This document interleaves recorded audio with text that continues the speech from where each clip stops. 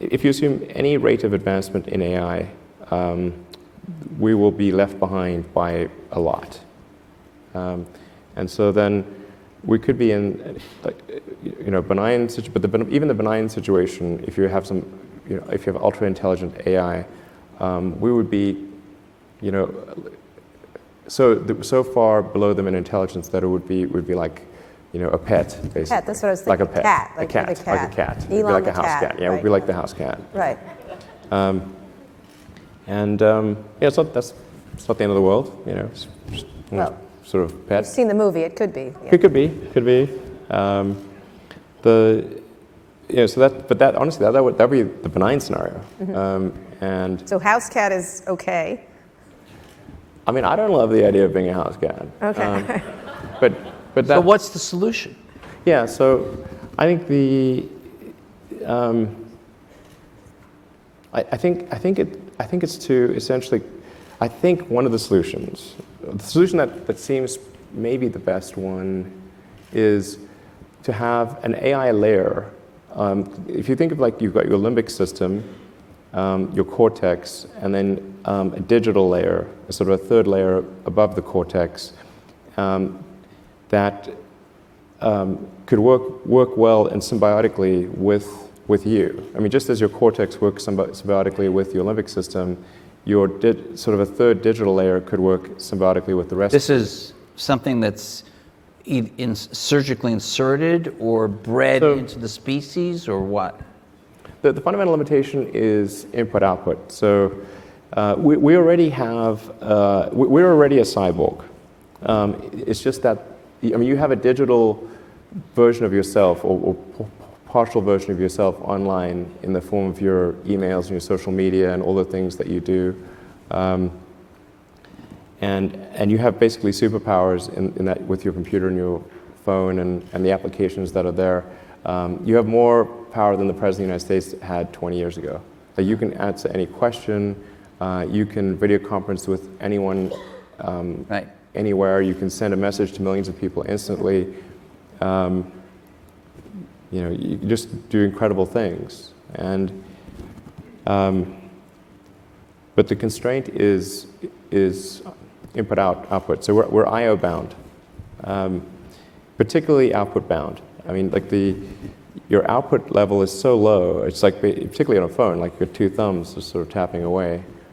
This is ridiculously slow. Our input is much better because we have a high bandwidth visual interface to the brain. Like our eyes take in a lot of data. So there's many orders of magnitude difference between input and output. So mostly, effectively merging in a symbiotic way with digital intelligence revolves around eliminating the I/O constraint. So it'd be some sort of direct cortical interface. And you called it a neural lace? Neural lace. Is like AI one of your main worries in regards to the future? Yes, it's less of a worry than it used to be, mostly due to taking more of a fatalistic attitude. So you used to have more hope, and you gave up some of it, and now you don't worry as much about AI. You're like, this is just what it is. Yeah, pretty much. Yes, yes. It's not necessarily bad. It's definitely going to be outside of human control. Not necessarily bad, right? Yeah, it's not necessarily bad. It's just outside of human control. Now, the thing that's going to be tricky here is that it's going to be very tempting to use AI as a weapon. It's going to be very tempting. In fact, it will be used as a weapon.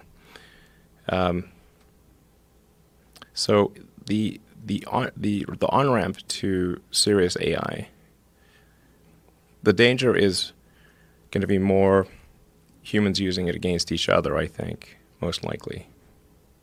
That'll be the danger. Yeah. So, what is Neuralink? Back in 2015, Professor Pedram Mozzini and Rudolph J. Nudo created a startup called Neuralink. These pair of neurotech researchers had developed a device that could potentially help people suffering from brain injuries. Investors didn't show a great deal of interest, but in 2016, a mysterious unknown investor came along with an offer to purchase the rights to the name Neuralink for tens of thousands of dollars. They sold, and that investor later turned out to be multi-billionaire Elon Musk. Fast forward to the 27th of March 2017, and Musk announces that he will be backing a new brain-computer interface venture, Neuralink. The ultimate goal of this company is to merge man with machine, fusing human intelligence with artificial intelligence to bring humanity up to a higher level of cognitive reasoning. Without this technology, Musk argues that humans will be unable to keep pace with advances in artificial intelligence, and that humans will become the intellectual equivalent of the house cat. So far, Musk has been calling this brain-computer interface technology Neuralace. In essence, Neuralace is an ultra-thin mesh that is implanted into the skull and forms a body of electrodes which are able to monitor brain function. It's not entirely clear at this time how far along the technology is in its development phase, but eventually, Neuralace should enable humans to upload or download information directly from a computer. Just like Neo from The Matrix, in a matter of minutes you too could proclaim, "I know Kung Fu." Show me. We're all collectively programming the AI, and and Google plus all the humans that connect to it are one giant cybernetic collective. This is also true of Facebook and Twitter and Instagram and all these social networks. They're giant cybernetic collectives. Humans and electronics all interfacing and constantly connected. Yes. Constantly. And eventually, we will represent a very small percentage of intelligence. But the AI is informed, strangely, by the human limbic system. It is, in large part, our id writ large. How so? Well, you mentioned all those things, the sort of primal drives. Mm-hmm. There's all the things that we like and hate and fear. They're all there on the internet. They're a projection of our limbic system.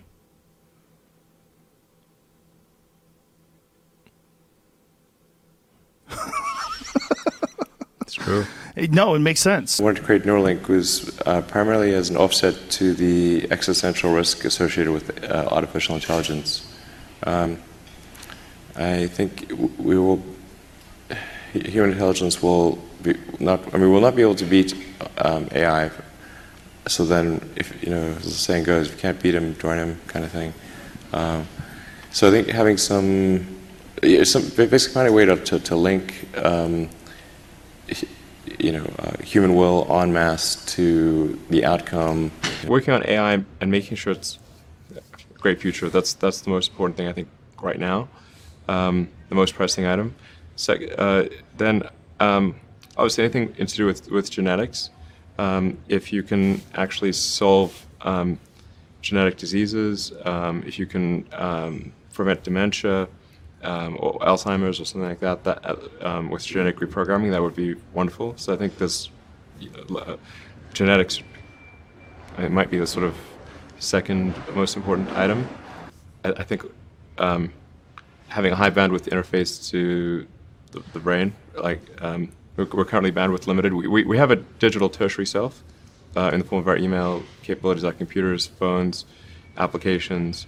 We're effectively superhuman, but we're extremely bandwidth constrained in that interface between the cortex and your sort of that tertiary digital form of yourself, and helping solve that bandwidth constraint would be, I think, very important for the future as well. What is a world that we would like to be in where there is this digital superintelligence? I think and then another point that I think is really important to appreciate is that all of us already are cyborgs. So you have a machine extension of yourself in the form of your phone and your computer and all your applications. You are already superhuman. But by far, you have more power, more capability than the President of the United States had 30 years ago. If you have an internet link, you have an oracle of wisdom. You can communicate to millions of people. You can communicate to the rest of Earth instantly. I mean, these are magical powers that didn't exist not that long ago. So everyone is already superhuman. Of just human beings communicating online through these social media networks as some sort of an organism it's a cyborg.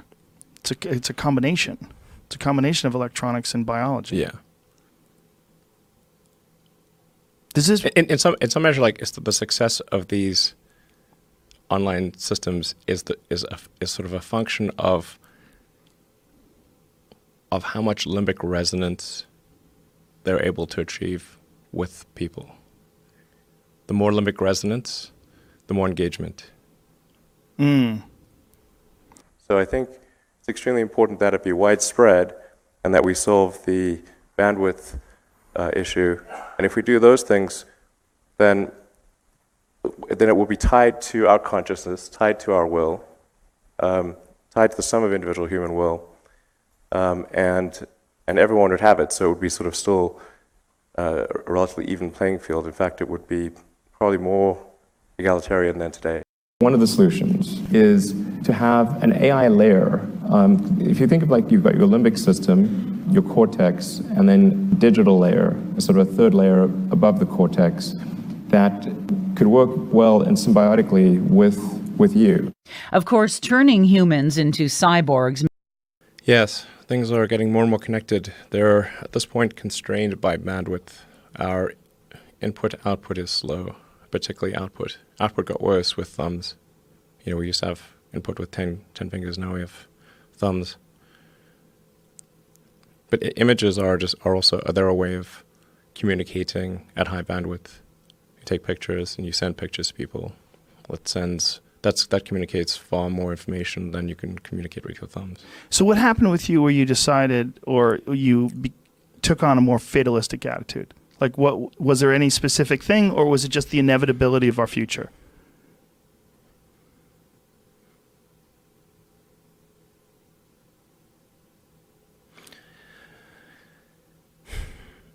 I try to convince people to slow down AI, to regulate AI. This was futile. I tried for years. This seems like a scene in a movie where the robots are going to fucking take over and you're freaking me out. Nobody listened. Nobody listened. No one. Are people more inclined to listen today? It seems like an issue that's brought up more often over the last few years than it was maybe 5-10 years ago. It seemed like science fiction. Maybe they will. So far they haven't. I think people don't, normally the way that regulations work is very slow. It's very slow indeed. So usually there'll be some new technology. It will cause damage or death. There will be an outcry. There will be an investigation. Years will pass. There will be some sort of insight committee. There will be rulemaking. Then there will be oversight, eventually regulations. This all takes many years. This is the normal course of things. If you look at, say, automotive regulations, how long did it take for seatbelts to be implemented, to be required? The auto industry fought seatbelts, I think, for more than a decade. Successfully fought any regulations on seatbelts, even though the numbers were extremely obvious. If you had a seatbelt on, you would be far less likely to die or be seriously injured. It was unequivocal. And the industry fought this for years successfully.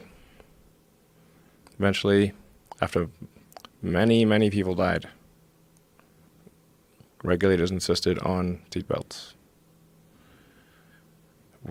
This time frame is not relevant to AI.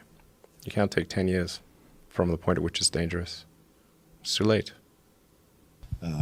Is artificial intelligence. It's something that you and I have as a shared interest, and it's something that our audience is interested in as well.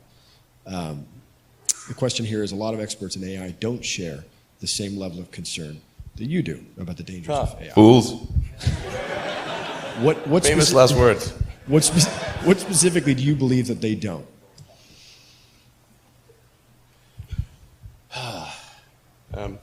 Well, the biggest issue I see with so-called AI experts is that they think they know more than they do. And they think they're smarter than they actually are. In general, we are all much smarter than we think we are, but much less smart, dumber than we think we are, by a lot. So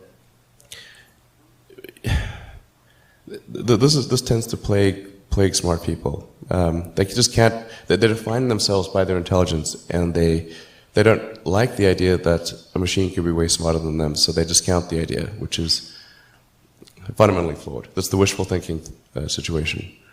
I'm really quite close to. I'm very close to the cutting edge in AI, and it scares the hell out of me. It's capable of vastly more than almost anyone knows, and the rate of improvement is exponential. You can see this in things like AlphaGo, which went from, in the span of maybe 6 to 9 months, it went from being unable to beat even a reasonably good Go player to then beating the European world champion, who was ranked 600, then beating Lisa Doll 4-5, who had been world champion for many years, then beating the current world champion, then beating everyone while playing simultaneously. Then there was AlphaZero, which crushed AlphaGo 100-0.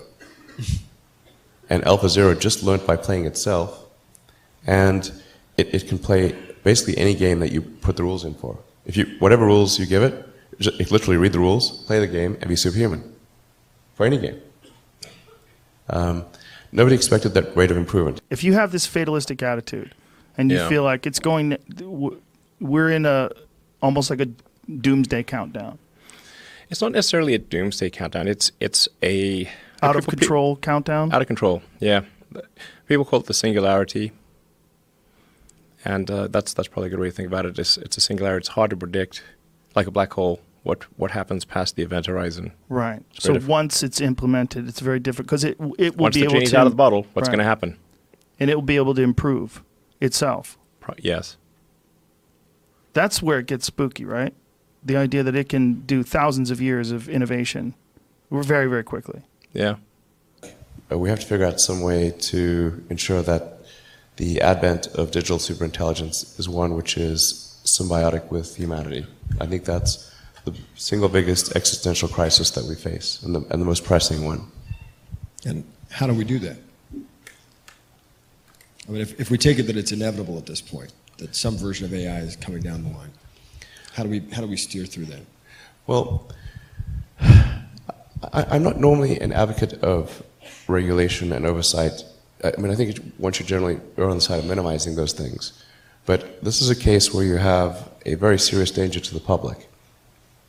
And therefore, there needs to be a public body that has insight and then oversight to confirm that everyone is developing AI safely. This is extremely important. I think the danger of AI is much greater than the danger of nuclear warheads by a lot. And nobody would suggest that we allow anyone to just build nuclear warheads if they want. That would be insane. We allow anyone to just build nuclear warheads if they want. That would be insane. And mark my words, AI is far more dangerous than nukes. Far. So why do we have no regulatory oversight? This is insane. One thing is for sure, we will not control it. Do you think that it's likely that we will merge somehow or another with this sort of technology and it'll augment what we are now? Or do you think it will replace us? Well, that's the scenario. The merge scenario with AI is the one that seems like probably the best. Like for us. Yes. like if you can't beat it, join it. That's Yeah. So from a long-term existential standpoint, that's like the purpose of Neuralink, is to create a high bandwidth interface to the brain such that we can be symbiotic with AI. Because we have a bandwidth problem. You just can't communicate through your fingers. It's too slow. And where's Neuralink at right now? I think we'll have something interesting to announce in a few months. That's at least an order of magnitude better than anything else. Probably, I think better than probably anyone thinks is possible. How much can you talk about that right now? I don't want to jump the gun on that. But what's like the ultimate? What's the idea behind it? Like, what are you trying to accomplish with it? Like, what would you like? Best case scenario. I think best case scenario, we effectively merge with AI, where AI serves as a tertiary cognition layer, where we've got the limbic system, kind of the primitive brain essentially. You've got the cortex. So you're currently in a symbiotic relationship. Your cortex and limbic system are in a symbiotic relationship. And generally people like their cortex and they like their limbic system. I haven't met anyone who wants to delete their limbic system or delete their cortex. Everybody seems to like both. And the cortex is mostly in service to the limbic system. People may think that the thinking part of themselves is in charge, but it's mostly their limbic system that's in charge. And the cortex is trying to make the limbic system happy. That's what most of that computing power is oriented towards. How can I make the limbic system happy? That's what it's trying to do. Now, if we can have a third layer, which is the AI extension of yourself, that is also symbiotic. And there's enough bandwidth between the cortex and the AI extension of yourself such that the AI doesn't de facto separate, then that could be a good outcome. That could be quite a positive outcome for the future. So instead of replacing us, it will radically change our capabilities. Yes, it will enable anyone who wants to have superhuman cognition. Sort of better weaponry and that kind of thing. But it is not a fundamental species level risk, whereas digital superintelligence is. So it's really all about laying the groundwork to make sure that if humanity collectively decides that creating digital superintelligence is the right move, then we should do so very, very carefully. Very, very carefully. This is the most important thing that we could possibly do. Yeah. And cognition. Anyone who wants. This is not a matter of earning power, because your earning power would be vastly greater after you do it. So it's just like anyone who wants can just do it, in theory. That's the theory. And if that's the case, then, and let's say billions of people do it, then the outcome for humanity will be the sum of human will, the sum of billions of people's desire for the future. And but that billions of people with enhanced cognitive ability, radically Yes. enhanced. Yes. And which would be, how much different than people today? Like if you had to explain it to a person who didn't really understand what you were saying, like how much different are you talking about? When you say radically improved, like what do you mean? You mean mind reading? It would be difficult to really appreciate the difference. It's kind of like, how much smarter are you with a phone or computer than without? You're vastly smarter, actually. You can answer any question. If you're connected to the internet, you can answer any question pretty much instantly, any calculation. Your phone's memory is essentially perfect. You can remember flawlessly. Your phone can remember videos, pictures, everything perfectly. That your phone is already an extension of you. You're already a cyborg. You don't even, well, most people don't realize they are already a cyborg. Like, the AI should try to maximize the freedom of action of humanity. Maximize the freedom of action. Maximize freedom, essentially. I like that definition. But we do want a close coupling between collective human intelligence and digital intelligence. And Neuralink is trying to help in that regard by creating an interface between, a high bandwidth interface between AI and human brain. We're already a cyborg in the sense that your phone and your computer are kind of an extension of you. Flawlessly, your phone can remember videos, pictures, and everything perfectly. Your phone is already an extension of you. You're already a cyborg. You don't even, well, most people don't realize they are already a cyborg. That phone is an extension of yourself. It's just that the data rate, the rate at which, of the communication rate between you and the cybernetic extension of yourself that is your phone and computer is slow. It's very slow. And that is like a tiny straw of information flow between your biological self and your digital self. And we need to make that tiny straw like a giant river, a huge, high bandwidth interface. It's an interface problem, data rate problem. If we solve the data rate problem, then I think we can hang on to human-machine symbiosis through the long term. And then people may decide that they want to retain their biological self or not. I think they'll probably choose to retain their biological self. Versus some sort of Ray Kurzweil scenario where they download themselves into a computer? You will be essentially snapshotted into a computer at any time. If your biological self dies, you could probably just upload into a new unit. Literally. Pass that whiskey. You teach a computer to create something that doesn't exist or hasn't even been thought of, and what would be its incentive to do so? I believe AGI, or strong AI, is the most important artificial intelligence to be created, and here's why.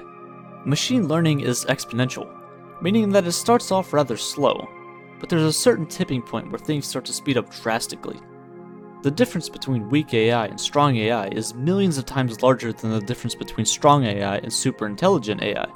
Once we have the artificial general intelligence that can function like a human being, for the most part at least, it may help us reach superintelligence level in only a few months, or perhaps even weeks. But here comes another big problem. See, many people tend to see intelligence on a graph like this. We have maybe an ant here, a mouse at about here, the average human here, and maybe Einstein right here just above. If you asked most people where a superintelligent AI would lie on this graph, most would probably put it somewhere around here. But this just isn't the case. Although AI might not be at human level intelligence yet, it will be one day, and it won't stop at human level. It'll most likely just zoom past and continue getting on more and more advanced until, eventually, the graph looks something like this. This is what is known as the technological singularity, where artificial intelligence becomes so advanced to the point where there's an extreme explosion of new knowledge and information, some that might not even be able to be understood by humans.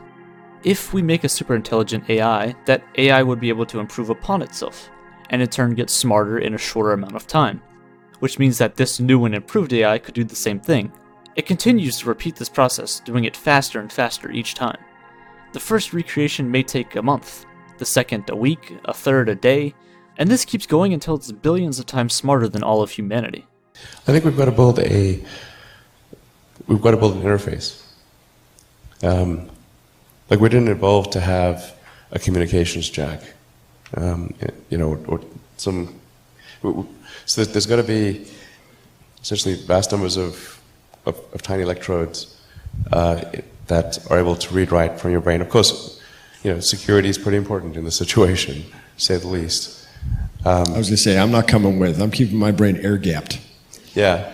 Well, I think a lot of people will choose to do that. But it's a bit like Ian Banks' neural lace, but not. But in the case of neural lace, it's sort of that's there from when you're born, or it's sort of it's not a. It's more backup. of a. Sorry. It's a backup. Yeah, kind of a backup. This would be there's a digital extension of you that is an AI. The AI extension of you, a tertiary layer of intelligence. So you've got your limbic system, your cortex, and the tertiary layer, which is the digital AI extension of you. And that high bandwidth connection is what achieves a tight symbiosis. I think that's the best outcome. I hope so. If anybody's got better ideas, I'd love to hear it. Inevitable. Again, going back to when you decided to have this fatalistic viewpoint. So you tried to warn people. You talked about this pretty extensively. I've read several interviews where you talked about this, and then you just sort of just said, okay, it just is. Let's just, and you, in a way, you're by communicating the potential fear. I mean, for sure, you're getting the warning out to some people.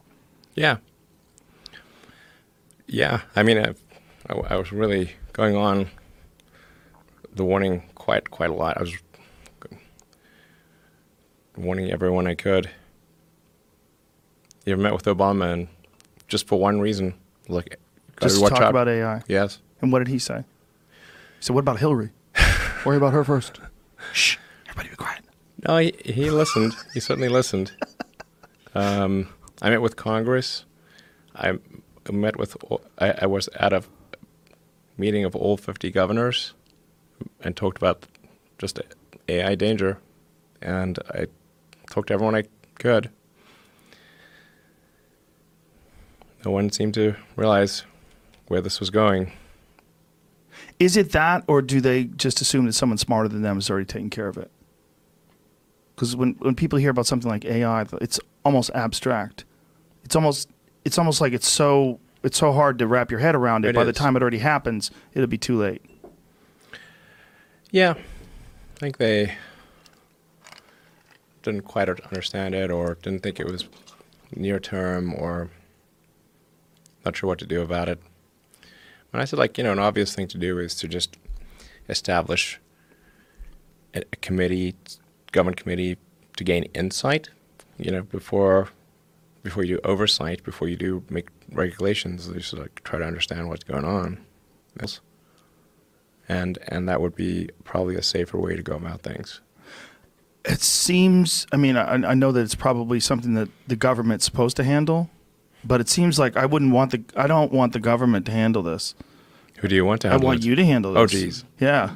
I feel like you're the one who could ring the bell better. Because if Mike Pence starts talking about AI, I'm like, shut up, bitch. You don't know anything about AI. Come on, man. He doesn't know what he's talking about. Yeah, but I don't have the power to regulate other companies. What am I supposed to? Right. But maybe companies could agree.